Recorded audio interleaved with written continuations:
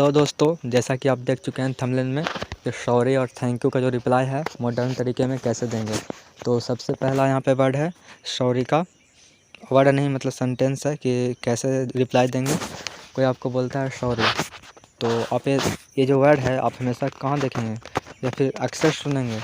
बड़े लोग यूज़ करते हैं ओपोलॉजी एक्सेप्टेड, मतलब कि क्षमा स्वीकृत। जो मतलब तुम गलती किए हो उसके लिए जो है ना क्षमा मैं तुम्हें देता हूँ या फिर स्वीकार करता हूँ तुम्हारा। सॉरी जो तुम बोले हो उसको मैं स्वीकार करता हूँ, तो ओपोलॉजी एक्सेप्टेड मतलब क्षमा स्वीकृत। या फिर कोई दोस्त है आपका, आप छत पर हैं, ऊपर से आप उसके सिर पर बुक गिरा दिए, ठीक है। बुक मतलब कि किताब, वही किताब गिरा दिए, तो बोलते हैं ना कि सॉरी किताब गिर गया तुम्हारे ऊपर। तो बोलते हैं कि अगर दिल अच्छा तो बोलते हैं ना don't mention it. Don't mention it मतलब कोई बात नहीं, छोड़ो, है ना। कि नहीं बोलते हैं डोंट मेंशन इट, इसके बारे में क्या कहना, अरे छोटा सा तो मिस्टेक ही हुआ है, डोंट मेंशन इट, इसके बारे में मत कहो, छोड़ो, ऐसा कुछ बोलते हैं। डोंट मेंशन इट, इसके बारे में मत कहो, इसका मतलब ये हुआ don't mention it. No worry, चिंता की कोई बात नहीं। नो वरी, चिंता मत करो, ऐसा मतलब होता है ना कोई गलती काम कर दी किसी के साथ तो बोलता है ना कोई, उनके पेरेंट्स से बोलते हैं या फिर कोई दोस्त या फिर भाई बोलते हैं नो वरीज़, कोई बात नहीं, चिंता नहीं, मतलब कि चिंता मत करो, नो वरीज़। तो सॉरी का जो है ना ये मतलब रिप्लाई दे सकते हैं।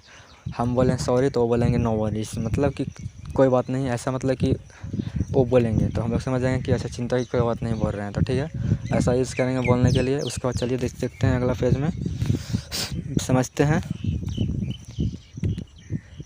उसके बाद डैट्स ऑल राइट, चलो ठीक है। सॉरी बोलते हैं तो बोलते हैं चलो ठीक है, ऐसा बोलते हैं। फिर बोलते हैं it's okay but don't mention, है ना। डोंट मेंशन नहीं, वो तो मैं पिछले वर्ड है मैं बताया था, डोंट मेंशन नहीं। यहाँ पे it's okay but don't make it happen again, मतलब ऐसा नहीं होना चाहिए दोबारा, ठीक है। इस बात मैं छोड़ रहा हूँ, आई एम लिविंग दिस, मतलब मैं इसे छोड़ रहा हूँ, ठीक है ना।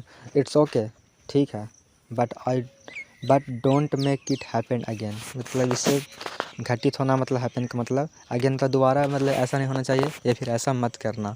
तो हम लोग ये बोलेंगे या फिर कोई अगर बोलते हैं तो हम लोग ये समझेंगे कि मतलब कि ये बंदा बोल रहा है कि दोबारा नहीं होना चाहिए, एक बार मुझे क्षमा कर दिया है, या फिर, है ना, ओपोलॉजी एक्सेप्टेड, वो तो बॉलीवुड में यूज़ करते हैं। उसके बाद चलिए देखते हैं थैंक यू का रिप्लाई बिल्कुल बेस्ट तरीके से। आप यहाँ पर देख सकते हैं थैंक यू का रिप्लाई। कोई आपको बोलता है थैंक यू, मैं किसी को मतलब कुछ खिला दिया, ठीक है, तो बोलते हैं थैंक यू। तो बोलते हैं एनी टाइम, अरे तुम भूखे थे तो खिला दिए, एनी टाइम मतलब किसी भी समय, अगर तुम भूखे हो तो मतलब आके तुम फिर खा सकते हो, एनी टाइम मतलब बोलते हैं, ठीक है। ऐसा ही एनी टाइम, कोई मतलब हेल्प कर दिए तो बोलते हैं ना, फिर बोलते हैं नहीं मतलब वही बोलते हैं अरे शुक्रिया भाईजान, तो बोलते हैं एनी टाइम, मतलब यही हुआ, कोई बात नहीं, किसी भी समय मतलब तुम हेल्प ले सकते हो। एनी टाइम मतलब यही हुआ किसी भी समय, मतलब दोबारा मतलब मुझे करने का मन है उसका हेल्प, तो एनी टाइम बोल देंगे, ठीक है, ऐसा बोलेंगे थैंक यू। थैंक यू का रिप्लाई मतलब वही देंगे, ठीक है। उसके बाद डोंट मेंशन इट, ये तो आप सॉरी के जो वर्ड होता है ना, सॉरी का जो रिप्लाई देते हैं उनमें भी आप देखे होंगे, तो आप सेम टू सेम यूज कर सकते हैं। जैसे कोई आपको बोलता है थैंक यू, तो हम लोग बोलेंगे डोंट मेंशन इट, इसके बारे में क्या कहना, ये तो मेरा मतलब मुझे करने आता है, मैं कर दिया। ऐसे कोई बोला ना कि ठीक है भाई तू मेरा राइटिंग लिख दिया, या फिर देखो ना तुम ऐसा कर दिए हो, मतलब कि मुझे तुम यहाँ पहुँचा दिए गाड़ी से या फिर जो भी कार से, तो शुक्रिया शुक्रिया, तो बोलते हैं डोंट मेंशन इट, मतलब इसके बारे में कहने की कोई ज़रूरत नहीं, मुझे आता था मैं कर दिया, तो डोंट मेंशन इट, इसके बारे में नहीं कहना, मेंशन नोट, छोड़ो ना, क्या कहना, छोड़ो, ऐसा ही मतलब ऐसा ही बोलेंगे, यूज़ करेंगे बोलने के लिए डोंट मेंशन इट या फिर मेंशन नोट, कहने की कोई ज़रूरत नहीं है, यूज करेंगे। I am always there for you, अब फिर से अगर बोल दिया वो कि देखो तुम मुझे कार से यहाँ छोड़ दिए हो पटना तक, तो थैंक यू, तो हम लोग बोलेंगे I am always there for you, मतलब मैं तुम्हारे लिए ही हूँ या फिर तुम्हारे लिए प्रेजेंट हूँ, तो I am always there for you, मतलब तुम्हारे लिए मतलब कि प्रेजेंट हूँ, तुम ऐसा तुमको अगर ज़रूरत पड़ता है तो तुम मुझे बोलो, मैं तुम्हें हेल्प कर दूंगा। I am always there for you, मतलब वहाँ मैं तुम्हारे लिए, है ना, वहाँ मतलब नहीं, मतलब कि ये काम के लिए मैं तुम्हारे लिए साथ हूँ, हमेशा साथ हूँ, ठीक है, तो ऐसा बोल सकते हैं आप थैंक यू का रिप्लाई में। उसके बाद चलिए देखते हैं अगला सेंटेंस। उसके बाद यहाँ पर है थैंक यू का रिप्लाई ग्लैड टू हेल्प।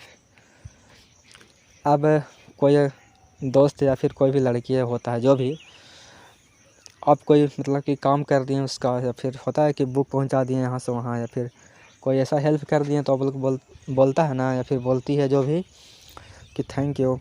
तो हम लोग बोलते हैं ग्लैड टू हेल्प, मतलब कि मदद करके खुशी हुई। ग्लैड मतलब कि खुशी होना, ठीक है।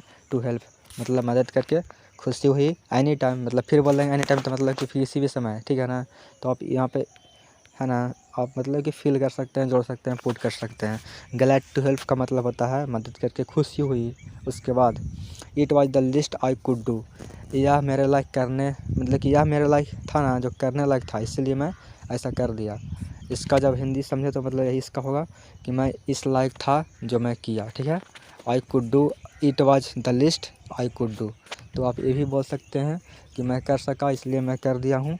तो ऐसा मत बोलिए mention note it was the list I could do, ये तो मैं करने लायक था इसलिए मैं कर दिया, या फिर कर सका, ठीक है। आई कुड डू मतलब मैं कर सका, यह मेरे लायक ही था इसलिए मैं कर सका। यह मैं बार बार बता रहा हूँ ताकि आप यूज करेंगे, ठीक है। तो चलिए यहीं पे अंत करते हैं और मिलेंगे फिर अगले वीडियो में नए टॉपिक के साथ। अगर वीडियो अच्छा लग रहा तो प्लीज़ सब्सक्राइब करिए, अगर न्यू है तो, नहीं तो थोड़ा सा शेयर करिए ज़रूर, किसी को फ़ायदा होगा।